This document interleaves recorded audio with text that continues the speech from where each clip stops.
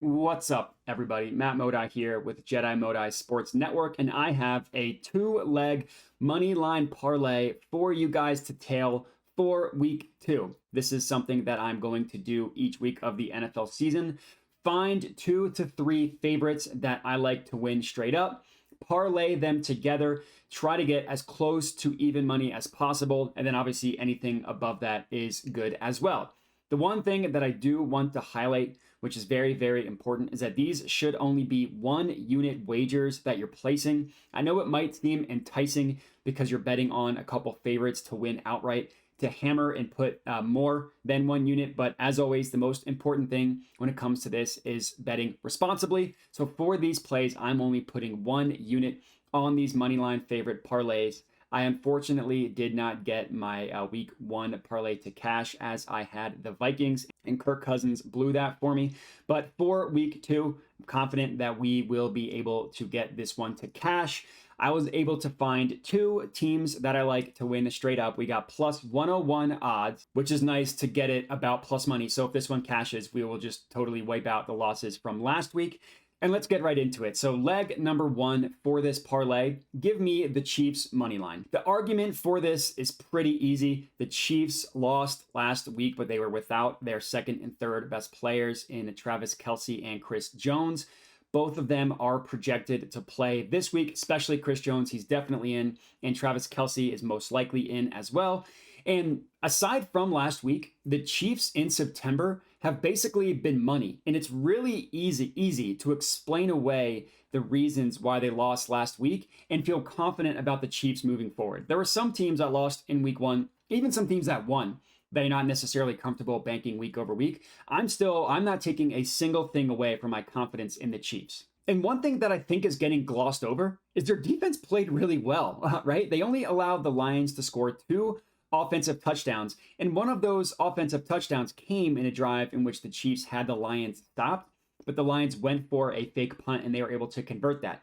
But, week over week, those fake punts, how often in a season does a team actually A, run a fake punt, and B, succeed in it? So it's not something that you can rely on week over week. And I do want to keep in mind that was without the Chiefs' best defensive player in Chris Jones. Their secondary looked good. Nick Bolton at linebacker looked good. They had some defensive linemen that flashed without Chris Jones.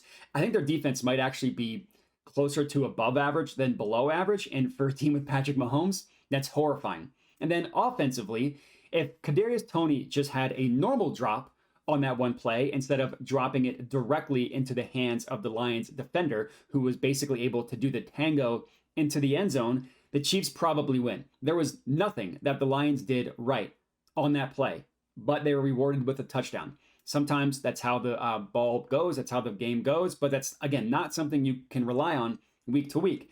Also, if the Chiefs were able to target literally any other receiver than Kadarius Toney on the other 4 plays in which Toney had a drop, multiple of them were for first down. Sorry, it's a tongue twister there. They were going to have first downs. One of them was on 3rd down in the red zone that the Chiefs could have scored a touchdown. So getting Travis Kelce back, another week, hopefully, that they can get Rashee Rice involved, Justin Ross involved, receivers that are not Kadarius Toney and that are not Sky Moore that actively hurt the Chiefs, I think is going to help. I will admit I am high on the Jaguars this year, but I do not think that they're ready to take down a team like the Chiefs. I'm also not ready to count the Chiefs out. So as leg 1, give me the Chiefs money line. And then our second leg for this parlay and our final leg is going to be the Cowboys money line. And this parlay is best offered at DraftKings at plus 101. So if you want to go ahead and lock that in now, you can.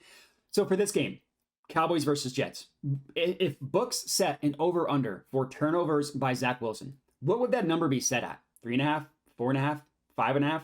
Whatever the number is, I don't think it can be high enough. I know that the Jets won last week and everybody's excited, but Zach Wilson, my opinion, is the worst starting quarterback in the entire NFL. He cannot do a single thing right. He can't read defenses. He's inaccurate. His teammates don't like him. Everything about Zach Wilson is bad.